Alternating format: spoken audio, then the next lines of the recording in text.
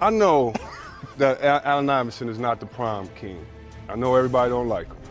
I know his history's been, well documented. But we're talking basketball.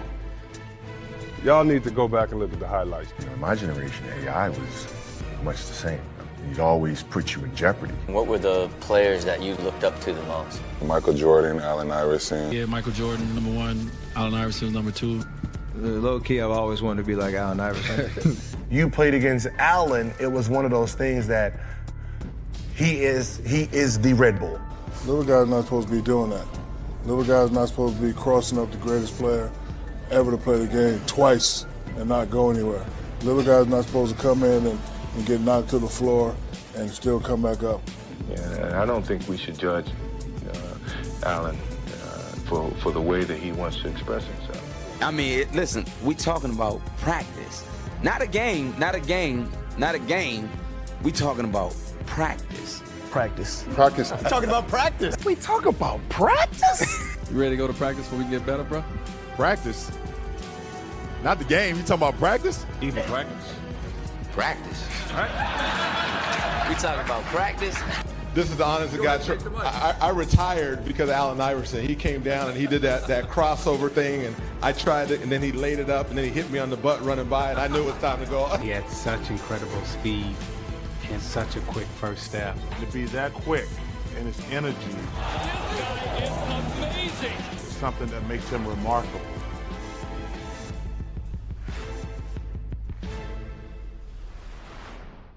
When we hear words like one-word descriptions of you, I would say competitor. Who's on your short list of best competitors you've faced? Michael Jordan, Allen Iverson are the two that come to mind immediately. In my generation, AI was much the same. I mean, from opening tip to the end, I mean, this guy was just going and going and going, and he'd always put you in jeopardy. Talk to us about your relationship with Kobe and what it was like going to war with him over all these years. He was just... He really admired you, bro. Yeah, he was the ultimate. He was the ultimate competitive, man. Like, You lucky Allen Iverson not 6'8". 6'6", that's what he always that's what that man said, man. You lucky Allen Iverson. When I heard that, 6'6", it made me feel so good because the respect that he gave me, it was like, he know. He drove me to be as more obsessive about the game because I had to figure out how to solve that problem, You know how killers respect killers. You know what I mean? And that's what it was. He knew who I was. I know who he is. He gave me that push. I gave it to him. I love the stories. Just for people to put me in the same sentence with Kobe, just make me feel good about my grind, my mom, my family, my teammates, y'all, my homeboys. Just is a tribute to y'all. And I told him when I saw him here this weekend, I said, man, you don't realize how much you pushed me, and I don't think people nowadays realize how great you were as a player, and how big of a problem you were for defenses. To put me in the same category as Kobe Bryant, like, that's so dope to me. Rick, I remember my first year coaching in Toronto. I'm in this little restaurant I go to, a little quiet place. In walks AI. We got a Sunday afternoon game, 12 o'clock, and AI is hanging pretty good, and it's early, and I'm sending them drinks, and I'm like, AI, keep drinking up, keep eating. And he looks at me as he's drinking one of my drinks. He said, Coach, it's not going to work. I love Toronto. I like to put a show on here. And he commenced to coming out and giving us about 49 the next day at 12 o'clock. Nice delivery to Iverson. Comes up, scored, count it to Iverson. In this building on draft night. Here's Iverson clear from to go one-on-one with Calderon. Now comes up on a crossover, written. Allen Iverson, Chuck, those numbers say it all. To me, pound for pound, one of the most toughest competitors in the NBA. He knew he was going to get hit, knew he was going to get beat, but yet he kept getting up and he kept coming. And so, like Grant said, much deserved, one of the toughest players ever in the history of this game for his size. Who was like the hardest player that like every year you're like, yeah, I gotta be ready for this guy? Like Allen Iverson. Allen Iverson. I don't know. because you know, I always say like Allen was that he was like that white boy player in high school that played balls hard, like sweating on you playing. Okay, but he was the talent. You know, it was the talent. You know what I mean? So you know, he's playing 150 miles an hour the whole time. Like, so you're gonna go from him getting a steal here to him saving the ball, jumping 4 rows into the what's the name? Somehow he got out of that and made a layup. Yeah. Like, wait, what? Like, you know what I mean? That was his hustles. Like, you know, if you know a ball got knocked loose and you like jogging, I was about to go out of bounds, he sprinted to it, dive. Like, he was one of those guys. So when you played against Allen, it was one of those things that he is the Red Bull. Yeah. You know what I mean? So, you know, trying to stop him from scoring was a whole issue on itself. Yeah. Because, you know, green light, you know, he had no conscience. He's trying to score 50, 60. Yeah. But it's matching his energy was what people didn't understand. Right. We got to match his energy to even compete with the 60. Right. You know what I mean? So it's one of those guys, you got to pick him up, you know, 64 feet. You got to do all that. It's like, it's because, you know, like on offense, you got to try to get him tired when you don't have the ball because you don't want him to rest because he's doing the same thing. Like, it was just, you know, it was like, you'd rather guard, to be honest, you'd rather guard Kobe. Really? Than Allen. Why? Because with Kobe, he's going to go to his spots. You know, it's going to walk you down, come on, woo, woo, woo. Yeah. You already know, you know what's coming. You're going to get someone who's trying to score 60, but there's different types of 60. Yeah. This guy he's a 60 headache.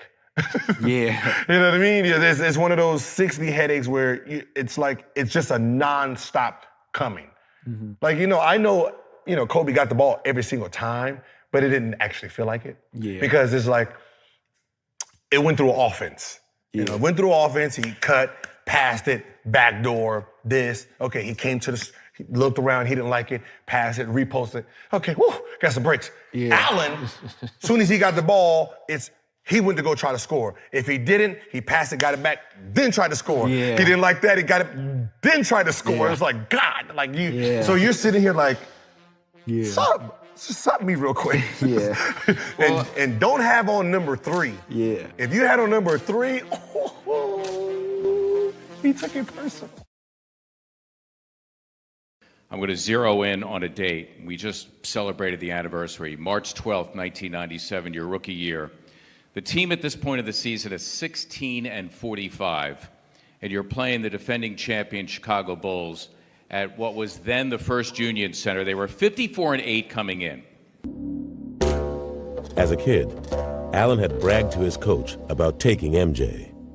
And now, he'd finally get his chance. And at one point during the game, you're isolated on Michael Jordan. When I grabbed the ball, I heard Phil Jackson yell, Michael. That play, I remember that play vividly because Michael Jordan was my hero. Everybody know that. He was my favorite player, he was my idol. I literally wanted to be like Mike.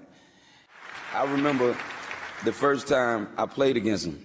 And I've heard you say multiple times that when you saw him for the first time on the court, it was like the Chappelle Show. He had the aura. You could literally see the aura around him.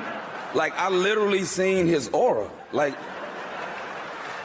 looked like he was glowing. Talk a little about Allen Iverson for a second. First of all, two-part question. I want to know what you think of his game. He had 32 points, but 9 turnovers. And number 2, for a rookie, does he talk a little too much on the court? Well, I mean, he's very confident, and I think I can understand where he's coming from. He wants to be respected in this league, and he certainly has the right skills. It was Mike. It was my idol. It was my hero. And I got a lot of flack from my teammates, you know what I mean? Because they were like, you know, basically teasing me like, you're not gonna play your game tonight, huh? Because you're playing against your guy. You're not gonna come with it, huh? I'm like, nah, you know what I mean? So I was being this tough guy with them. I used to always tell my family and my friends, and my teammates in college and high school, said, you know, even the guys on my team for the Sixers, said, if I get the greatest player to ever play the game on me, I'm going to try my move on him. Is he the quickest guy you've faced? He's very quick. Him as well as Stoudemire, and I think both of those guys are very, very quick. And as long as we come up with the win, I can care less. Thanks, This is Mike. first on the So team. I remember I came off a screen or something, and I heard Phil Jackson say his name. Mike called him to switch out on me. Iverson has Jordan. The crowd is into it. I gave him a little cross to see would he bite on it. I let him set his feet, and then I stepped it back again. Allen shakes free, gets two. Mike said no. Allen said yes. The bucket, the crowd loves it. And I gave him a little one, and he went for it. And I was like, oh yeah, I got his ass now. Here he was, a rookie coming into the league, going against the best player in the game, probably the best player in the history of the game.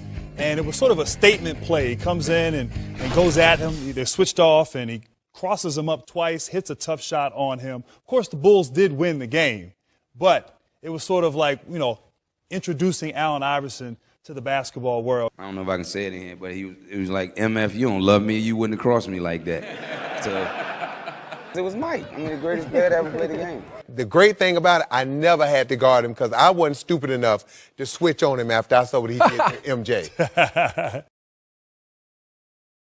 Got a little guy's not supposed to be doing that. Little guy's not supposed to be crossing up the greatest player ever to play the game twice and not go anywhere. Little guy's not supposed to come in and get knocked to the floor and still come back up. Little guy's not supposed to do whatever he wants to do. Little guy's not supposed to be a three-time scoring champ. Four, excuse me. So that's why I think he had a bigger impact. I think people can relate to him more because it's not a lot of guys that are 7'11". It's not a lot of guys that are 7'1", but it's a lot of guys that are 6 foot, 5'9", 5'10". And one story I have. We have a practice. He's going hard as I don't know what. The media's been on him kind of all this, and he's just mad. He's quiet. He's not saying nothing. I'm like, oh, yeah, I feel something coming. Go to Milwaukee. It was the best game I've ever seen by a teammate in my life. He gave them 60-something, passing the ball, doing his thing. Was he a difficult player to play with? He only knows how to score. He only knows how to go hard. But I've never in my life, never, played with a player that played as hard as him on the court. Maybe Bobby Jackson, Doug Christie, other guys that played as hard. And so it's a lot of guys I know played this hard, but I've never been with somebody that played as hard as him. And so when I see him going through all this, I just hope that at the end of the day, because all we're talking about is basketball. He's not President Obama. All we're talking about is Boop. And if you look at him and what he did, man, you name me another guy with the heart he had every night. He used to wear hockey pads. The pads that go, you guys probably want them too, the pads that go all the way around you. I used to see him after games, bruised, banged up, and his only thing was, yo, Wab, I got to go hard. If they watch me, this is the first night. This might be the first time anybody's ever come see me play. It's just an honor to watch that guy play, man. I'm proud to say I played with him. Justin Kimbrell said on that night he had 54. 54. Well, I lied. I put 6 on it. I put 6 on it. My bad. This is the second consecutive year that we've been up here on this stage. You've been nominated once again. Congratulations on that. How do you feel about that? I feel very excited until I saw that Allen Iverson was nominated. So this is the honest to God. I retired because of Allen Iverson. He came down and he did that crossover thing, and I tried it, and then he laid it up, and then he hit me on the butt running by, and I knew it was time to go. No, listen. I'll tell you a story. When I was a rookie, my first game, that a man literally destroyed me. Like, I ain't never had nobody bust my ass before. Not for real. In my life. And I hadn't been killed like that before in my career, in my lifetime. And we played the Phoenix Suns, and KJ gave me 39, 9, and 9. Kevin Johnson. Yes. Ooh. And it was not off athletic ability or nothing like that. It was just, he was just so much smarter than me. He just knew how to play the game. You know what I mean? I was just a puppy. Yeah. And you know what you did to me. You know what you did. And I remember Maurice Cheeks was our coach. I remember Mo Cheeks telling me after the game, I sat in the locker room, I was crying. And I was actually crying. in my locker. I never got destroyed like that. Yeah. You know, because I was crying. That was the honestly. I remember Mo Cheeks after the game telling me, like, you know, don't worry about it, AI. Don't worry about it, AI. One day you gonna get somebody 39, 9 and 9. Right. And somebody getting us on tape, right? I made him cry. yeah, that was the only time somebody destroyed me. And I can remember I love Lou Williams, and I always think about one day at practice I had scored like 10 in a row on him. Did Allen Iverson post up? Did he post up? I'm asking you a question. Did he post up? Well, then that's your fault, then, isn't it? And Mo Cheeks said, and Lou was about to cry. And Mo Cheeks said, man, hold your head up. Don't cry. He do that to everybody. That wasn't the truth. But the backstory to that particular day, we were giving him a hard time about practice. And he was like, I'm doing you a favor by not practicing. I take your self-esteem. And I said, oh, you must don't know me that well. And we began to go back and forth about him practicing. He eventually went and got dressed, and we battled it out. And obviously, he is a Hall of Famer. He did get the best of me that day. But I stood up for myself, you know, so I was proud of that. But he had one of those AI days in practice, and he just did whatever he wanted to do with me. So that might be the first testimony about AI in practice. Right, there you go. You're talking about practice. There you go, not a game. So there's a very iconic quote that you said. I thought it was lit. You said, the better you look, the better you play. And with that, let's just talk about the legend that is the arm sleeve. Right. Conspiracy theorists will say you used it to cover up tats. Other people say you had a little situation with your elbow, and then you wore it for every game for the rest of your career. How did this sleeve I used to, you ever play sports? Of course, I play basketball. Okay, so you're right-handed. Yeah. So the right side of my body, whenever I would fall or something, I would fall on the strongest part of my body all the time. So when I was in Georgetown, I used to fall all the time, whatever. And my friends used to tease me because I had a big bursa sac on my arm. And then I went and had surgery on it, and it was still flaring up. So I would have to get it drained before every game. And when it all didn't come out, they gave me, it wasn't what people wear now. That we see now, right? Yeah, right. it was just some cloth, and it pushed it in. You know what I mean? So then they made one for me, and I wore it, and then my elbow got better, but I got used to it. Right. You know what I mean? And then I was like, okay, well, let me just throw some styles with it. So then I started putting the spider webs on it. In the Olympics, I put the USA on it, and then I just started doing stuff with it. Do you remember the first time you saw someone else wearing a sleeve? Because I bet, all right. I know the first time that I couldn't believe Kobe did it. I couldn't believe he did it. But the first time I got excited about it is when I seen LeBron with the headband on the sleeve. LeBron told the Bleacher Report, I didn't want to be Michael or Magic. I wanted to be Allen Iverson. And that's the guy that wanted to emulate me when he said it. I didn't want to be so Michael. When I seen it, so when I seen it, I was like, oh my God, that's dope. And it was cool for him to do it and paying homage to me. And he's colossal. Right. You know what I mean? He's a colossal superstar. Right. You know what I mean? And it was just dope. Pound for pound, probably one of the best players that we've seen, and you know, his heart, you know, can never be judged. What he was able to give to this Sixers franchise, man, and you know, I think anytime you bring Allen Iverson's name up, they will always think great things about him because of his ability to play the game at a high level every night. Like, all right, some of these little dudes still, you know, respect you and respect what you made them think when they was creating their own game. Gary, when I say Allen Iverson, what do you think of? A great scorer, a great competitor. He did a lot of things that people didn't understand. He was there every night like I was, you know, and everybody's looking at him like this, that because of his attitude and he hasn't played and he tried to get back in the NBA, But look at him as what he did when he was with the Sixers.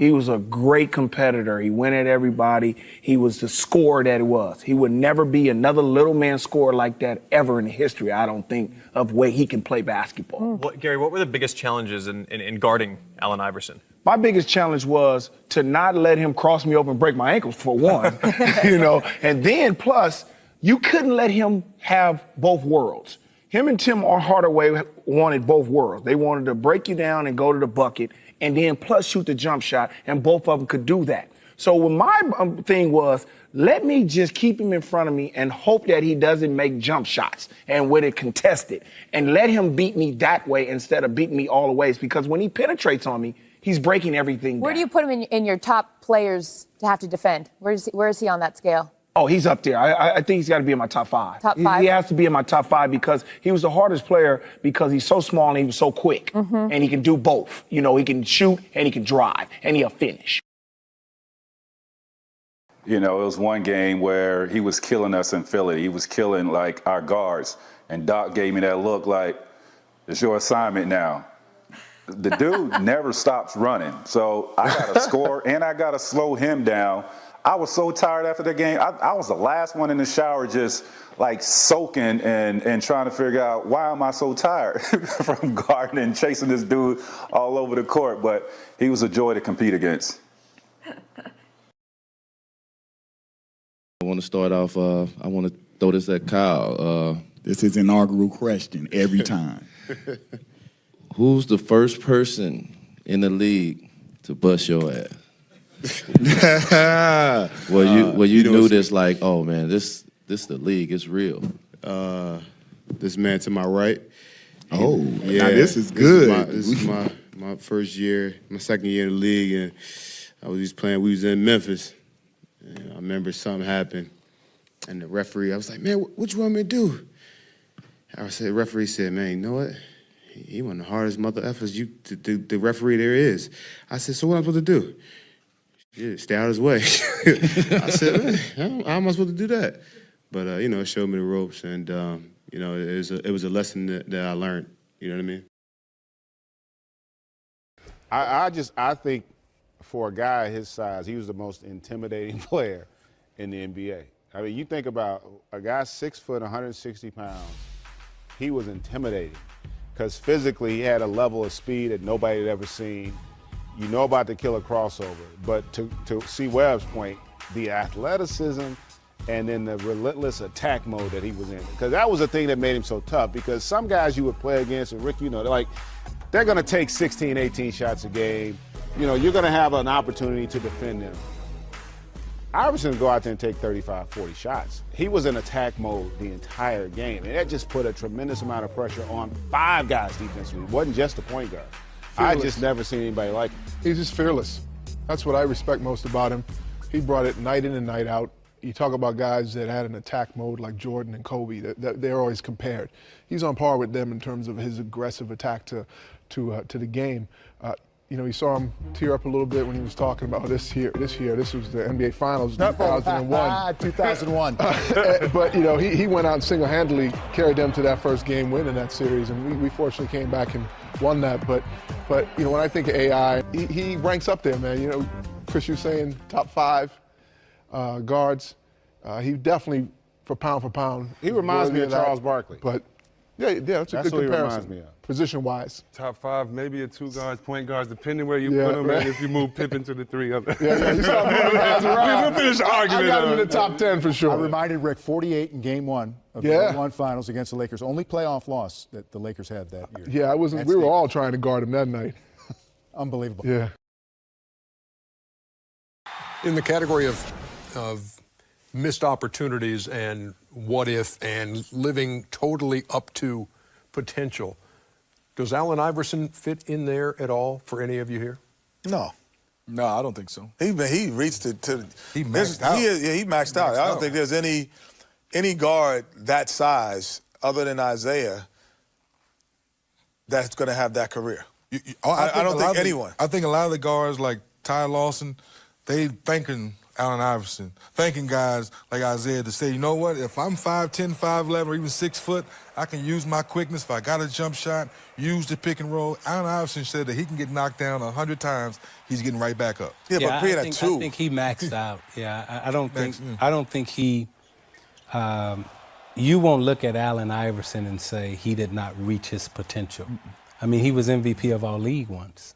You know, Four-time scoring champion. Yeah, so there's nothing. If he get more out of that, he gets more out of that. Yeah, unbelievable talent. You know, and an unbelievable culture impact. He made your appearance, your demeanor, your attitude that people thought were threatening, not non-threatening, right? And realized that it's just a way of. Was that good? I think so. I really do. I think overall, you know, he had his qualms, you know, things about he probably should have done better. But in terms of a breaking down a wall and a barrier of stereotypes, I think he changed some of that. And I think that he made guys who wouldn't wear braids wear braids. He might have, like, I don't even know if Tim Some people Duncan... wearing braids too long now. Yeah, true. Too long, yeah. But I'm saying, like, too long. Like, it was a stereo, it was a profile. And I think, you know, the way he dressed and what he did, he kind of changed the whole culture and the attitude. And you had guys, you know, I even think maybe Tim Duncan had some braids at one time, you know what I mean? So it's like, it's kind of all, he just changed your thought process in a good regard in that way, even though there were certain things he could have did better. Who's your point guard? I'm gonna go with AI, because he was fearless. He was like me. My thing was any little guy that came in there, I'm gonna touch him up, Ernie. I'm gonna touch him up and lay him down. But he was the only one, besides Gary, he was the only one that just kept coming back. On the rebound, Iverson putting the move on Bryant. Rejected by O'Neal. 5 block shots for Shaquille.